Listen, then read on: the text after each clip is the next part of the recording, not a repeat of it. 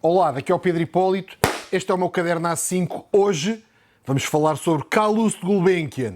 Calouste Gulbenkian é um tema que encaixa diretamente nos vídeos do Irão, particularmente no Irão 1, mas também no Irão 2. Para quem já viu, vem perfeito e tem ligações fortíssimas a Portugal e a Lisboa. Vamos a isto para mais um bife do lombo. Bom, quem foi Calouste Gulbenkian? Nasceu em 1869 em Constantinopla, que é Istambul hoje em dia. 1869, portanto já estamos a ver dinastia Qajar no Irão, ok? Bom, era da Turquia, Istambul, Turquia. Constantinopla era o centro financeiro e diplomático do Império Otomano, portanto dos turcos, ok? Ele tinha uma origem étnica arménia, que era a minoria cristã muito influente no Império Otomano, portanto ele era cristão, não era muçulmano. O pai, Sarkis Gulbenkian, arménio também, grande comerciante de petróleo do Cáucaso, ligado a campos de Baku. Ok, já estamos a ver, o pai não era pobrezinho, grande comerciante ligado a campos de petróleo em Baku, ok? Bom, o que é a Arménia, que é a origem desta gente? É um país que é a leste da Turquia e a norte do Irão. Irão. Começam as ligações. O Calouste Gulbenkian vai encaixar diretamente nos Qajares, ok? Quem já viu Irão 1 sabe do que eu estou a falar. Tinha campos de petróleo em Baku, no Azerbaijão, a leste da Arménia e também a norte do Irão. Portanto, estamos a ver, é aquela região ali do Irão, na altura sabemos que era a Pérsia, não é? Nós no Ocidente chamávamos Pérsia. A mãe também era arménia, de família mercantil abastada. Portanto, já temos o contexto, como sempre eu gosto de ir às gerações anteriores. Este não nasceu pobrezinho. Portanto, na nossa análise de padrões que já começamos a fazer, já começamos a perceber, ok, não é dos que vieram da miséria para se tornar milionário. Este já nasceu rico, Calouste Gulbenkian. E, portanto, o padrão aqui não é o padrão de um Noriega, não é um padrão de um Vladimir Putin. Isto é o padrão do Donald Trump. Já tinha pai rico, ok? Ou, por exemplo, agora quando a seguir fizermos o Shah, mas já começamos a falar, Mohammed Reza Pahlavi do Irão, já nasceu rico. É este padrão. É famílias poderosas e é o herdeiro da família poderosa. E era rico de origem de pai e de mãe, portanto, uma família importante ali da região da Turquia. Calouste, portanto, já nasce na elite petrolífera transnacional. Portanto, não era self-made, isto está claro.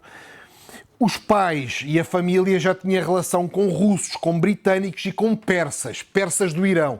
Portanto, já estamos a ver, era um tipo que nasce naquela região da Turquia, em Constantinopla, que hoje é Istambul, pai e mãe ricos, já ligados ao petróleo, e portanto ele já nasce com esse empurrão. E já com relações internacionais, portanto não era uma família que era rica de Istambul, não é? Já tinha ligações a Baku e naquela região. Alta burguesia comercial com capital, contactos e mobilidade internacional. Portanto, já estamos a ver o tipo de personagem nos nossos padrões, já o começamos a encaixar. Portanto, já sabemos que não é um Napoleão, já sabemos que não é um Noriega, já sabemos que é mais parecido com o Trump ou com o último Shah da Pérsia. Vem de uma família poderosa. Agora vamos encontrar os paralelos. Em 1887, com 18 anos, é enviado pela família para Londres para dominar o petróleo moderno. Eles tinham conhecimentos dos negócios do petróleo à antiga e viam que a indústria evoluía e eles queriam que ele se modernizasse. Mandaram o filho para Londres para estudar. E, portanto, os pais queriam que ele percebesse novas formas de procurar petróleo, extrair petróleo, refinar, transportar, financiar, negociar e contratar. E, portanto, havia uma missão familiar clara. Este filho é o herdeiro e tem que saber fazer isto com os métodos do futuro.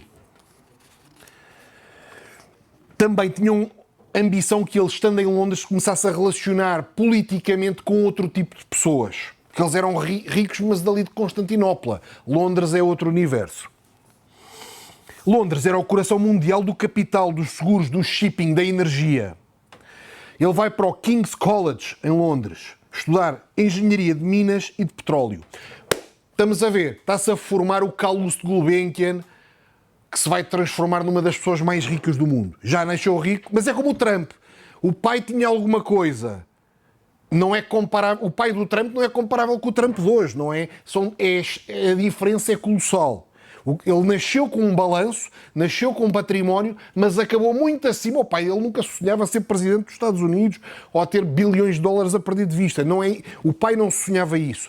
Este é igual. Era uma família rica ali de Constantinopla, mas relativamente desconhecido. Este jovem vai se transformar numa das pessoas mais ricas do mundo. Agora, vemos aqui um padrão que também queria salientar. Eu gosto muito de ver padrões entre os vídeos porque isso ajuda-nos a pensar a nossa própria vida. Ele saiu de Constantinopla e foi para Londres. Ir para outro sítio é o que lhe vai dar balanço. Se ele ficasse ali era o miserável pequenino. Não era miserável, era rico na escala da Turquia, mas não ganhava escala internacional. E, portanto, uma coisa que eu defendo muito sempre é que, às vezes, mudar de sítio, procurar outros mercados, procurar outras soluções, procurar outros contactos, é essencial para a vida andar para a frente. Porque o que está à nossa volta já nós conhecemos, já não nos podem dar mais. Exemplos de gente que mudou de sítio, que já vimos. Jorge Soros, não é? Que era da Hungria, também foi estudar para Londres. Também foi estudar para Londres. Muito parecido com este paralelo. Se o Jorge Soros tivesse ficado na Hungria, como é que alguma vez se transformava no magnata que se transformou? Era impossível. Ele saiu da Hungria e foi para Londres. Também sem nada. Mas este sem nada, é miserável. O Chá, que foi estudar para a Suíça. O Noriega, que foi estudar para o Peru. Saiu do Panamá e foi estudar no Peru. O Safra, que também saiu daquela região Médio Oriente e foi para a Suíça. Primeiro para a Itália e depois para a Suíça. Este não foi estudar, mas foi desenvolver negócios super novo. Julgo com 16 anos, se bem me recordo dos filmes que vimos e que gravámos, não é? O Maxwell, que era polaco e depois foi para a Inglaterra. Olha, também foi para a Inglaterra como este. Se esta gente não tem mudado de sítio, estavam na mesma. Não é? Até eu próprio sou um exemplo. Eu nasci em Moçambique, estou em Portugal, tenho negócios internacionais. É importante procurar o que nós não temos. Se já procuramos e não encontramos, é porque não está aqui. Eu costumo dizer isto. Aquilo que nós queremos e existe, se nós procuramos e não encontramos, é porque não está aqui. Temos que ir procurar no outro lado. Exemplos de vidas que fizeram isto, fizeram bem cedo, que lhes deu balanço.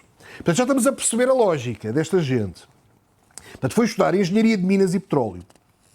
Ele já dominava a língua, já falava arménio e também francês fluentemente, com isto juntou o inglês. Portanto, estamos a ver, com 18 anos, em 1887, ele já falava 3 línguas. Portanto, era um tipo altamente educado, ligado ao mundo do petróleo, a viver em Londres, com dinheiro, família rica. Estamos a ver que era uma pessoa que estava a começar a posicionar muito bem. E super bem preparado. Quantas pessoas é que em 1887 falavam fluentemente 3 línguas? Quer dizer, pouquíssimas. Pouquíssimas. Era um ativo raro este Gulbenkian. Começava-se a transformar num ativo raro. Em 1892, portanto com 23 anos, conclui os estudos em Inglaterra e regressa a Constantinopla. E entra no circuito profissional europeu do petróleo. Porquê? Imaginem as companhias europeias de petróleo. Não há petróleo aqui na Europa. O petróleo vem do Médio Oriente. Precisam de quem se mexa bem naquela área. De repente dizem assim, alto, está aqui um jovem que estudou em Londres, que fala super bem inglês, super bem francês e fala as línguas locais do Médio Oriente, que os pais já andavam por Baku e pela Pérsia e por não sei o quê, a origem arménia. É um gajo que se mexe bem no Médio Oriente, mas que ao mesmo tempo está culturalmente ligado para a Europa. Isto para uma Shell, isto é perfeito. Isto para as companhias europeias, isto é perfeito. É um agente de ligação entre a Europa e o Médio Oriente. Se ele não tivesse ido estudar para Londres, nunca era isto. Era mais uma pessoa do Médio Oriente como os outros todos. E, portanto, ele, quando regressa, passa a ser a pessoa que tinha vivido em Inglaterra, mas que estava em Constantinopla. E entra no circuito profissional europeu do petróleo. Torna-se consultor e escreve um livro sobre Baku, que era onde o pai tinha negócios. E começa a assessorar investimentos europeus interessados em Baku. Reparem, ele conseguia falar daquilo com propriedade e tendo estudado engenharia de minas, não é que eu disse, pá, engenharia de minas e do petróleo, ele conseguia falar tecnicamente, não era só uma pessoa que, olha, agora fala inglês e vive na Arménia. Não, ele consegue discutir um poço de petróleo ao pormenor. E, portanto, os investidores europeus interessados naquela região começam-se a aproximar dele. E, portanto, ele começa a viajar constantemente entre Constantinopla, Londres e Paris a negócios. Cá está. Portanto, ele ia batendo os investidores europeus, voltava ao terreno para desenvolver negócios, mas apoiando europeus. E consegue desenvolver um perfil profissional que é híbrido, porque tem o lado da engenharia, tem um lado de financiador e tem um lado de negociador. Tem este lado, tem o lado das finanças e tem o lado da engenharia. Consegue olhar para um projeto a falar de dinheiro, mas a saber exatamente como montá-lo, não é? Como fazer a prospecção. Em 1900, com 31 anos, Gulbenkian é apresentado a um senhor que nós já ouvimos falar neste canal. Quem vê os vídeos com regularidade sabe, conhece este nome. William Knox D'Arcy. Lembram-se de eu falar da concessão D'Arcy? Quando é que vimos isto? No vídeo Irão 1. E no Irão 2 julgo que também tocámos no tema. No Irão 2 também tocámos no tema, mas é sobretudo no Irão 1. Concessão D'Arcy. Bem, ele conheceu, foi apresentado ao Sr. William Knox D'Arcy, que procurava aliar petróleo na Pérsia. Portanto, este D'Arcy era um explorador europeu que achava que havia petróleo na Pérsia, mas ele não tinha conhecimento técnico para ter a certeza de como explorar, como procurar. Foi procurar um engenheiro técnico. Quem é que ele conheceu? O Calouste Gulbenkian. Então, Gulbenkian associa-se a este D'Arcy que nós vimos no Irão 1. É giro. No Irão 1, eu deixei uma ligação a Portugal, que foi o Aga Khan. E não vos leio isto, guardei para agora, estou-vos a dar a segunda ligação a Portugal daqueles Qajares a Portugal. Um foi a linha Aga Khan, que acabou em Portugal. A segunda é o Calouste Gulbenkian, que também vai acabar em Portugal como uma das pessoas mais ricas do mundo. É giro. Tivemos a ver a dinastia Qajar no outro lado, no Irão, vai acabar com ligações fortes a Portugal. Bom, ainda não chegámos lá, mas já estamos a ver. O D'Arcy foi o tipo que assinou a concessão. Posso já abrir isto, a concessão de petróleo do Irão, da Pérsia, porque vimos isto no Irão 1. Bom, então o Gulbenkian começa a trabalhar com o D'Arcy. Ainda eram dois homens, não é companhias de petróleos, não é nada. Eram duas pessoas. Era um explorador, que é o D'Arcy, e um engenheiro de minas e de energia de petróleo, que era o Gulbenkian. Estas duas pessoas juntam-se. Um mais aventureiro, o outro mais reservado. O Gulbenkian muito mais reservado, muito mais académico. Bom, e o Gulbenkian começa a fornecer análises geológicas e confirma alto potencial petrolífero no sudoeste persa. Agora percebemos porque é que depois o D'Arcy foi com elevada confiança falar com o Shah do Irão para comprar a concessão. Porque já trazia os estudos do Gulbenkian que lhe davam alguma segurança que havia petróleo. À superfície a malta olhava só via areia, não é? O estudo vale muito. Naquela altura, hoje em dia é mais ou menos intuitivo que a região tem petróleo. Mas naquela altura olhava-se e via-se areia, não é? Mas o D'Arcy já levava ao estudo feito pelo engenheiro de minas e de petróleo Calouste Gulbenkian. E, portanto, o Calouste Gulbenkian faz-lhe um projeto técnico e operacional em linguagem financeira para depois este D'Arcy ir obter o dinheiro. Porque, claro, que o Shah do Irão não lhe vai dar a concessão sem ele pagar. Nós vimos no vídeo anterior quanto é que ele pagou, posso-vos recordar. Então o Gulbenkian fez isto. Primeiro fez o estudo, que comprovava que havia alta probabilidade de haver petróleo, e depois transformou aquele estudo de engenharia num documento financeiro para ir apresentar a investidores. Portanto, o explorador D'Arcy já tinha isso.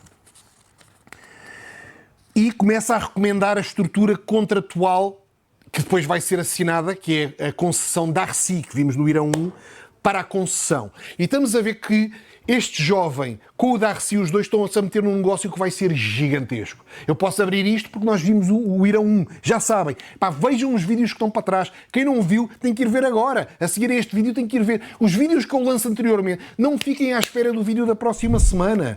Se há vídeos que ainda não viram até ao fim ou que não viram nada, estão tão atuais como se fossem lançados neste segundo. São temas que não apodrecem, que não envelhecem, não é notícia da última hora. É conhecimento profundo que levam para a vida.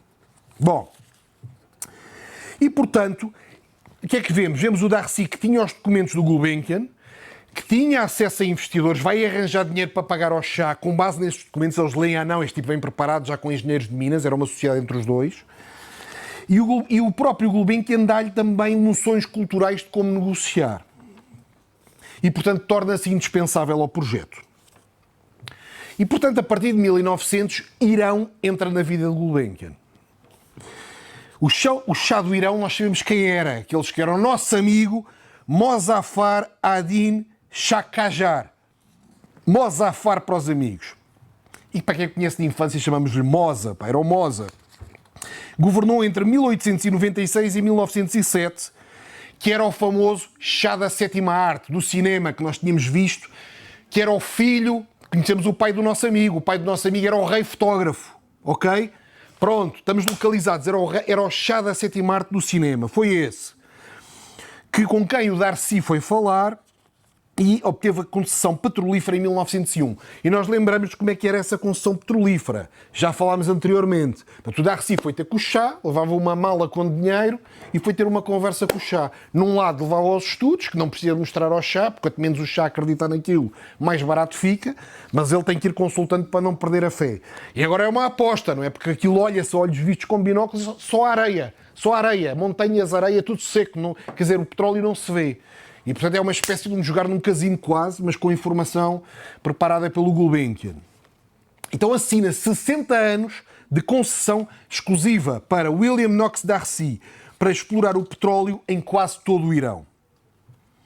Com direito a pesquisa, extração, refinação e transporte. Portanto, todo o petróleo do Irão, quase todo, estava dentro da concessão. Estamos a ver Mas eles na altura não tinham nada. Na altura era só areia. Mas estamos a ver o que é que vem a seguir. Vem fortunas colossais. Vem bilhões a perder de vista em troca de um contrato. Por esse contrato nós já sabemos, quem viu o Irão 1, quanto é que ele pagou? Pagou 20 mil libras à cabeça, que é tipo nada, 20 mil libras à cabeça, mais 16% dos lucros como success fee para o Irão. Portanto, o Irão recebia o Shah, não era o Irão, aquilo era o Shah, 20 mil libras à cabeça, que o tipo gastou logo numa festarola ou duas ou três, mais 16% dos lucros futuros. Quer dizer que o Darcy e os seus muchachos ficavam com 84% dos lucros. Claro que isto para o Shah dava-lhe dinheiro infinito, não é? 16% do petróleo é brutal. Bom, e portanto o Irão trocou a soberania energética por dinheiro imediato. Havia uma grande assimetria de informação entre este Darcy mais o Gulbenkian e um Shah que ainda era um bocado básico, não é? Era o rei daquilo tudo, era super poderoso naquela região, mas em termos de conhecimento técnico tinha muito pouco. E portanto é que havia, isto hoje em dia seria impossível, mas havia oportunidades de enriquecimento brutal e instantâneo. Portanto, o Darcy assinou o contrato com o governo persa e o Gulbenkian ficou nos bastidores. Isto é uma coisa que temos que começar a perceber. Este Gulbenkian nunca ia ter um canal de YouTube, não é? Este Gulbenkian era super reservado, super discreto. Queria sempre ficar na segunda linha, nunca queria ser ele a negociar. Ele fazia os estudos, mas os outros... Era tímido, era reservado. E ficou com a parte financeira e técnica da concessão de trabalhar, quer dizer, não é assim porque não havia computadores, não é? De trabalhar, e o outro era o negociador, era o explorador, era o que ia lá falar com o Shah. Quanto é que o Gulbenkian ficou em troca disto tudo? Ele disse, eu não quero que me paguem nada, não me pagam nada pelos estudos. Ele já tinha dinheiro, reparem, portanto ele já tinha um bocado mais à vontade, não estava preocupado se o salário era X ou era Y, quanto é que me pagam pelo estudo, qual é o horário de trabalho, não estava preocupado com isto, não era propriamente um jovem que precisava de dinheiro para ir comprar umas imperiais. Não recebeu nada em fixo, mas exigiu 5% dos lucros. Lucros incertos, não é? Lucros incertos. Gulbenkian ficou com 5% dos lucros com duração vitalícia. Portanto, deveriam ser pagos até ele morrer. E recebeu, efetivamente, até à sua morte, em 1955. Este contrato, depois de ser assinado pelo Shah, foi aplicado também à APOC. Já conhecemos a APOC. Quem viu os vídeos anteriores sabe o que é a APOC. Anglo-Persian Oil Company. Já vimos isto anteriormente, que é a futura British Petroleum, a BP. Os lucros desta APOC, futura BP, no Irão até 1955, 5% iam para o Gulbenkian. Ficou conhecido como o Mr. 5%. Mr. 5%. Agora é preciso dizer assim, 5% não é mau. Não. Vamos recapitular. Quanto é que era a percentagem do Irão, do país Irão? O país Irão, estão a ver, cheio de dinheiro, com exércitos, com escolas, com hospitais, com tudo. Era 16%. O Gulbenkian, uma pessoa individual, tinha 1/3, 5% do país do Irão. epá, é dinheiro a perder de vista. É dinheiro a perder de vista. É dinheiro a perder de vista. Nesta época houve alturas em que ele ganhava 100 milhões por ano. Estão a ver o que é que estamos a falar? É ganhar 8 milhões ao mês? É isto? Epá, isto é insane. Isto é insane. E estamos a ver que isto é em 1900. Isto é insane, pá. Porque aqueles chás assinavam isto. Isto hoje em dia é quase impossível. Já não há... esta ingenuidade já não há. Então aquela folha de papel passou a valer bilhões a perder de vista. Portanto, o Irão recebia 16% e o Gulbenkian, uma pessoa, não era fábricas, não era a Microsoft, era um gajo. Era um gajo a viver em Londres. Recebia 1/3 do que o país do Irão recebia. 1/3 do que o chá recebia. Em troca dos estudos que fez. Este foi o primeiro grande negócio do Gulbenkian que saltou de técnico influente para um magnata global. Ele ficou instantaneamente mega rico, super rico. Ok? É engraçado. É engraçado. Isto está a começar a fermentar. Carninha ali na chapa. Porreiro, uma manteiguinha a derreter ao lado, pá. Nesta altura, já era casado e com um filho. Este filho também é engraçado, pá. Eu vou deixar umas notas finais. Pá, isto não é sobre o filho. Mas o filho também é engraçado, pá. Este filho é no mínimo um bitoque, pá. Um mínimo, já supera o nível hambúrguer. Isto é um nível, um bitoque, este filho, pá. Este filho é interessante, pá. Este filho é interessante. Vou deixar mais para a frente, pá. Mas filho de peixe sabe nadar, pá. Filho de peixe sabe nadar. Bom, estava a viver em Londres, cheio de dinheiro. Era super discreto, ninguém sabia o que ele era. Imaginem que o dinheiro ia encher por todo lado. Quando assinaram o contrato, ele tinha 32 anos, 39 anos, quando aquilo começou a bombar a sério o petróleo. Com 40 anos foi criada a APOC e ele tinha 5%. Em troca de umas páginas... Pá, nem sei como é que ele escreveu as páginas, com uma máquina daquelas... 5%, pá. Milhões e milhões e milhões e milhões e milhões. Agora dizia assim, epá, então o gajo a partir daí ficou de férias. Alto. Isto nem sequer foi o negócio mais lucrativo da vida dele. Este tema do Irão, que é tipo fucking insane, nem sequer foi o negócio mais lucrativo da vida dele. O Mr. 5% disse assim, para quem faz uma faz duas, não é? E então ele criou outra ideia, pá, que foi a TPC. Portanto, em 1911, com 42 anos, ele descobre que havia uma coisa registada que era a Turkish Petroleum Company. Ok? TPC, Turkish Petroleum Company. Companhia de Petróleos da Turquia. Mas esta companhia já existia registada, tinha acionistas que eram em companhias internacionais, que eu já vou dizer quem são, mas que o mais importante perceber é isto. Eles tinham registado a companhia com acionistas internacionais, mas aquilo estava tudo meio abandonado. Não tinha concessões, não tinha exploração, não tinha faturação, não tinha nada. Eles tinham registado aquilo, mas davam meio perdidos naquela região. Não tinha estrutura operacional, não tinha engenheiros. Então o que é que ele faz? Vai falar com a Royal Dutch Shell, que era um dos acionistas, e com o Deutsche Bank, que era outro acionista. Mas reparem, ele neste momento já chegava... Não é como qualquer um de nós ir falar com a Shell. Isto era um mega milionário já, que já tinha o track record da APOC no Irão, cheio de dinheiro, a viver em Londres, pá, em condições já perfeitamente estratosféricas, super novo, mas vai falar com a Shell de igual para igual. Não vai para lá, olha, pá, não sei, talvez, se quiserem, um engenheiro. Não, isto agora já era taco a taco. E convence a Shell e o Deutsche Bank que aquela TPC, a Turkish Petroleum Company, tem potencial e tem que ser desenvolvida. E eles dão-lhe um contrato para eles explorar. Por quanto? Quer salário? Não quer salário. Quer cargos? Não quer cargos. Quer horários? Nada disso. Ele fica sempre na sombra com 5% de royalties. Se resultar, ganha 5%, se não resultar, trabalha de graça. Mas reparem, agora aquela porcaria do Irão está a bombar, quer ele faça, quer não faça, ele pode nem fazer nada, aquilo continua a bombar. O contrato não morre até ele morrer. Era vitalício o outro. Impressionante. Bom, então ele começa a dedicar-se a reorganizar esta TPC, Turkish Petroleum Company. Ele aqui estava muito à vontade, porque reparem que ele era daquela região, ele era da Turquia, não é? Também facilita convencer a Shell e o Deutsche Bank, que aparece um milionário a viver em Londres, cheio de dinheiro, engenheiro de minas, não é? E de petróleos, que já tinha fechado os negócios com a BP, com a futura BP, que era a APOC, no Irão, que tinham dado certo a ganhar dinheiro, agora dizer assim, pá, agora vocês têm esta TPC, vamos fazer igual. Vou fazer igual para vocês. Já fiz para a BP, agora vou fazer para vocês. Portanto, eles dão-lhe os 5%. Preferem dizer assim, pá, assim como assim ficamos com 90%. Neste momento temos 0. Se demos 5% a este gajo e acontecer alguma coisa, ficamos com 95% do que acontecer. Mais vale pagar. Bom, e arrancam. E, portanto, ele decide que a TPC já não pode ir para o Irão, não é? Porque o Irão já estava vendido tudo à POC. Para explorar o petróleo na Mesopotâmia. O que é a Mesopotâmia? É o Iraque. Iraque, pá, isto depois a mais à frente, pá, é sempre interessante. Portanto, ele decide assim, Irão já está com uns, agora vamos para a Mesopotâmia, que é o atual Iraque. E também ficou com 5% dos lucros da TPC, igual, por troca de consultoria. Investiu 0. Nos dois negócios ele investiu 0. Pá, isto nem o nosso amigo Pablo Escobar, pá, consegue fazer isto. A empresa depois tornou-se na IPC, Iraq Petroleum Company.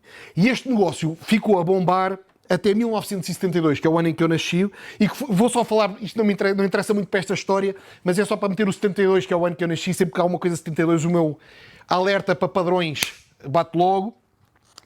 E é dissolvida as parcerias que existiam por um nosso grande amigo também, o nosso amigalhaço Saddam Hussein, pá, gente fina, que era na altura vice-presidente do Iraque. Portanto, tomou conta daquilo tudo e acabou com aquele negócio.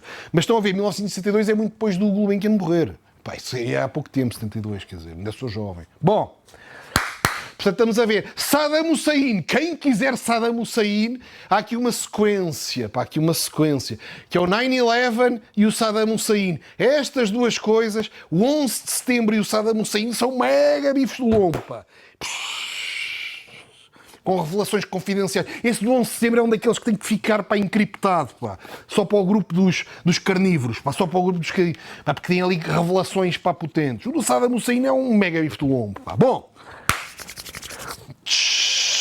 Legumes na grelha, pá, pôr aqui um ovinho estrelado ao lado, as batatinhas também já começarem a lourar, pá.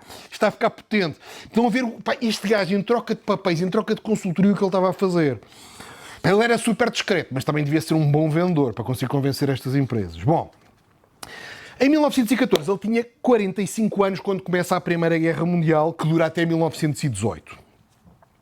Gulbenkian muda-se para Paris. Nós vemos que os temas de Paris, vamos ver, viam que os chás, os cajares estavam sempre a ir a Paris, eu falei nisto. Paris era um hub europeu, era um hub da cultura, de tudo mais. Gulbenkian também se muda para Paris.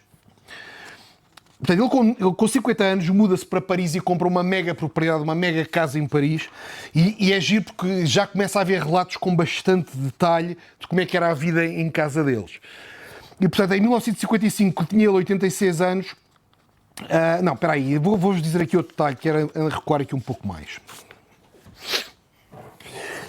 Quero usar aqui um relato de um dos netos sobre a vida em casa deles. Portanto, isto não é jornalistas. Encontrei mesmo um neto a relatar como era a vida em casa do avô em Paris. Portanto, é giro que nós conseguimos, através disso, sentir como era o ambiente. Portanto, era um tipo mega rico em Paris, relativamente com tempo livre, não é? Com a sua personalidade super reservada. Muitos limites na forma de brincar dentro de casa para não estragar obras de arte. Portanto, a coleção já estava a formar. A coleção que hoje está em Lisboa, a Fundação Carlos Gulbenkian, vamos ver que vai aparecer, mas que é um marco da cidade de Lisboa, já se formava. A Casa de Paris já estava carregada de obras de arte. E, portanto, os netos, os filhos, tinham muitas restrições para não brincar, para não partir coisas, para não estragar as tapeçarias, loiças e outras coisas. O avô quase exclusivamente dedicado a petróleo, arte e jardinagem, traça horticultura. É engraçado este traço. Petróleo, ganhar dinheiro, arte, que era a sua grande paixão, e dentro da jardinagem era horticultura. É engraçado. Um gajo mega rico podia se dedicar a fazer flores, não é? Não, é para comermos. Horticultura. Portanto, em Paris, ele dedicava-se à horticultura. Aliás, na Fundação Gulbenkian, o que é que temos? Temos um grande jardim. Reflete um pouco isto, a personalidade de amor pela jardinagem, que também é produzir. Bom, obcecado por detalhes, era fanático, o gajo devia ser um chato de primeira. O que eu imagino é que este gajo devia ser mesmo um chato de primeira. A discutir trocos completamente. Ele chegava a mandar telegramas para a família a dizer que faltavam cêntimos numa jarra onde se tinham que pôr os trocos das compras, coisas deste género. Gastava mais no telegrama, porque o gajo não deixava que lhe tirassem nem um cêntimo. Pá. Um tio patinhas de primeira. Pá. Separação total nas refeições. Portanto, ele vivia isolado.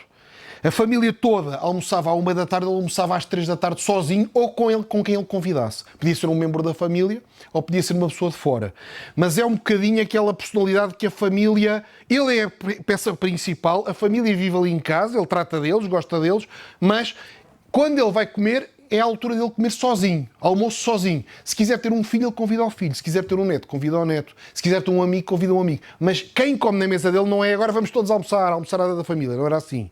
Cada dia, é chato, pá. Um bocado chato. Tinha cozinheiros só para ele, pá. A casa dele tinha 25 empregados em permanência, incluindo mordomos, limpeza e até engenheiros para manterem tudo a funcionar. Porque não podia haver uma lâmpada fora de sítio, o sistema de aquecimento, tinha engenheiros de manutenção permanentemente dentro daquela casa. Claro que a tecnologia naquela altura também era muito mais arcaica e, portanto, por exemplo, se calhar as caldeiras de aquecimento variavam mais. E também com jardins grandes, tinha jardineiros e tudo mais, mas 25 empregados em permanência. A casa era tão espetacular que durante a invasão de Paris pelos nazis, o Hermann Göring, portanto o tipo da Luftwaffe, portanto próximo do pintor austríaco, tentou ficar com a casa dele. Portanto, estes nazis expropriavam casas que quisessem, não é? Tinham invadido Paris, faziam o que queriam. Então mandou os assessores, o Göring, a casa do Gulbenkian, e eles tinham dentro de casa os alemães, tipo, a ver que este quarto fica para aqui, esta sala vai ser decorada desta forma, o nosso marechal, não sei do que, Göring, vai ficar com este escritório. E então o que é que aconteceu? Este Gulbenkian mexeu-se rapidamente e classificou a casa quase como se fosse uma embaixada, como propriedade diplomática perso-arménia. Portanto, ligou a casa à Pérsia e à Arménia, que era a origem deles. E aí os alemães, como eram muito por regras e por ordem, já respeitavam. Lembram-se que os persas, quem viu Irão 2, os alemães persas respeitavam. Também eram arianos. Então, quando ele classifica aquilo como propriedade diplomática persa, os alemães largam. Dizem, não, isto aqui não é sub-humanos, isto é gente civilizada como nós vamos deixar.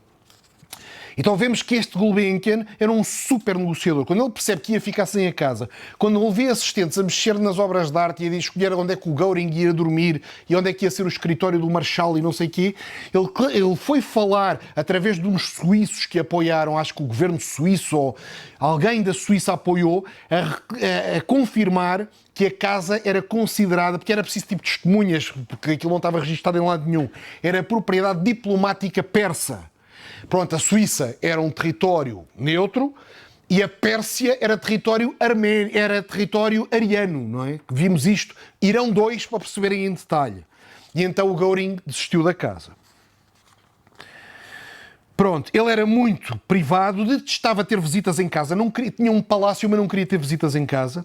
E então no hall de entrada, atenção, recordar, a casa era em França, em Paris, porque agora este problema vai ser engraçado. No hall de entrada da casa, colocou uma escultura monumental em bronze de Auguste Rodin. Auguste Rodin. Os burgueses de Calais. O que era esta escultura gigantesca? São 6 líderes da cidade que voluntariamente sacrificaram a sua vida a Eduardo III de Inglaterra. Portanto, era uma escultura gigante de franceses a entregarem-se, a renderem-se para serem sacrificados aos ingleses. Portanto, ele vivia em Paris, a pessoa abria a porta, a primeira coisa que via era uma merda gigante de franceses a renderem-se aos ingleses. Que era uma forma de ele dizer, é pá, quem entrar aqui já tem que vir de cabeça baixa, pá, franceses ou não. Recordem-se que vocês se renderam aos ingleses. Bom, os burgueses de Calais, em bronze gigante, de Auguste Rodin. Mesmo curioso, mesmo os filhos e os sobrinhos, isto é giro, porque ele tratava a família quase profissionalmente. Tinham que inscrever, havia um sistema de entradas, os amigos que iam a casa, cada um só podia pôr 5 pessoas na lista e tinha que ser pré-aprovado pelo Calouste Gulbenkian. Se não tivessem na lista, não podiam entrar. Então, se eles quisessem convidar pessoas que não estavam na lista pré-aprovada, eles sentavam-se no banco de jardim, no banco, na rua, não era no jardim da casa, era na rua pública, num banco público na rua, e os mordomos da casa podiam levar coisas ao banco, mas eles não entravam em casa. Se não estiver na lista, não entram em casa. Ah, mas isto não está ali, então tens de tirar outro da lista. E eu agora não tenho tempo para aprovar. A própria família era submetida a um processo que era tudo controlado por ele, e recebiam os amigos com comida servida e com chás e não sei o quê, num banco público fora de casa. Portanto, já estamos a ver o personagem, pá, um chato de carazas. Pá. Ponto. Então já estamos aqui a ver o nosso personagem, já estamos a ver como é que era a vida deles em Paris. Luxo total, mas super reservados, invisíveis quase e super discretos. Com capacidade de pôr suíços a validar que eles... Reparem o acesso deste tipo. Não só falava com as grandes companhias, como punha o governo da Suíça a confirmar que aquilo era uma embaixada persa. Ou uma casa diplomática persa. Engraçado.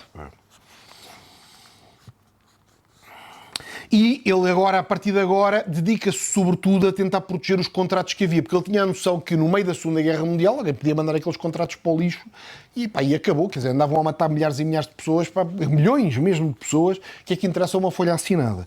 E portanto ele dedicou-se a proteger estes dois contratos, o contrato da APOC e o contrato da TPC. Portanto, dos persas, no Irão, e da Turquia, que era o Iraque, ao fim e ao cabo. O contrato de exploração no Iraque. Portanto, depois da Primeira Guerra Mundial, isto está a confusão total. Portanto, quando falei do Göring, era a Segunda Guerra, já era mais à frente, mas era só para perceber como é que era o ambiente em Paris onde ele vivia. Andei um bocado para a frente, agora estou a voltar para trás.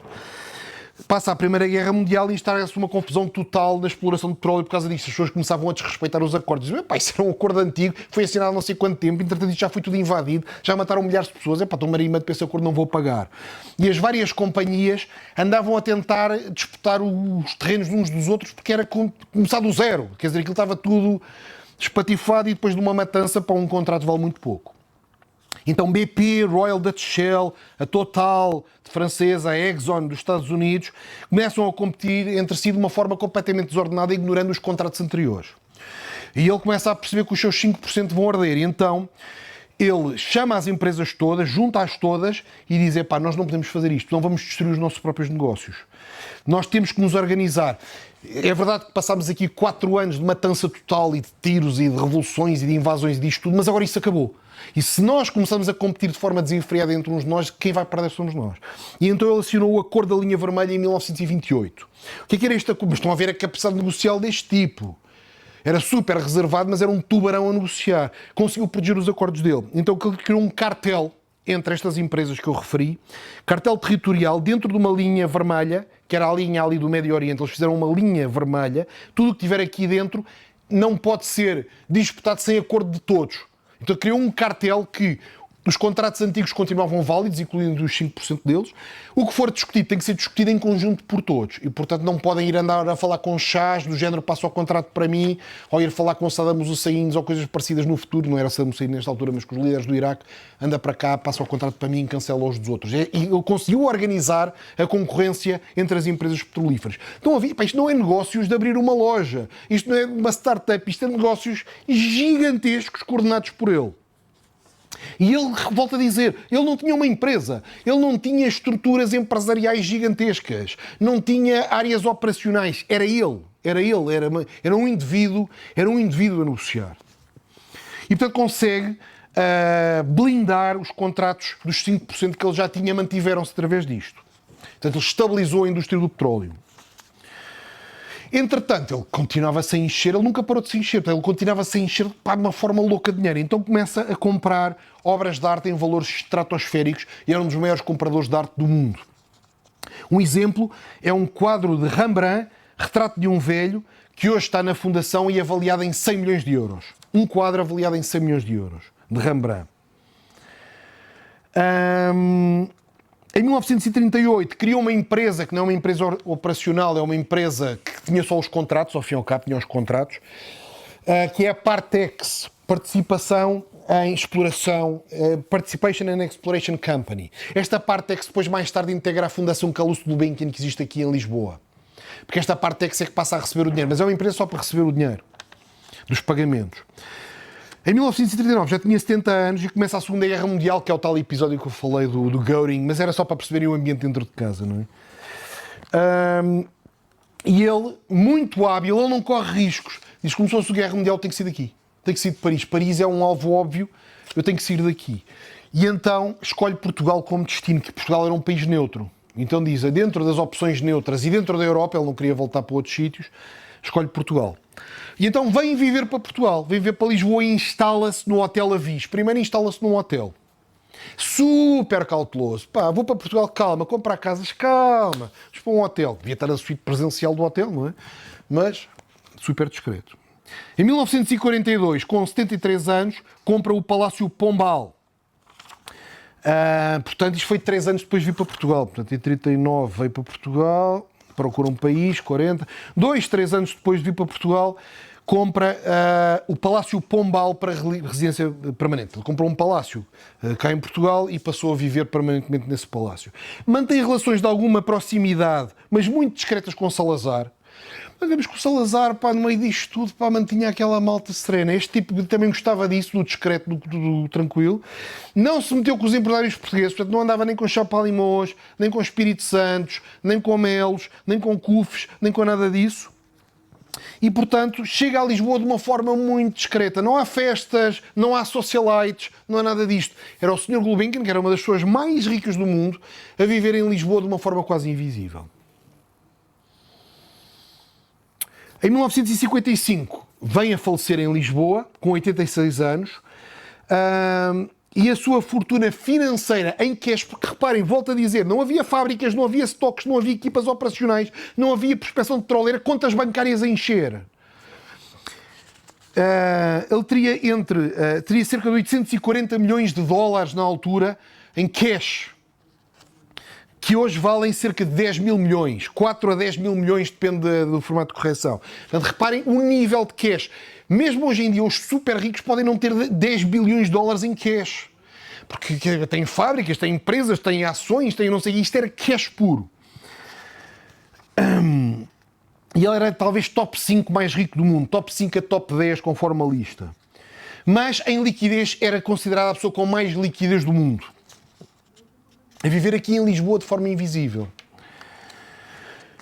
Sem empresas, sem fábricas, sem operações. Além disso, tinha as obras de arte, não é? E, portanto, a fortuna total dele, ao valor atual, devia ser 10 a 15 bilhões de dólares.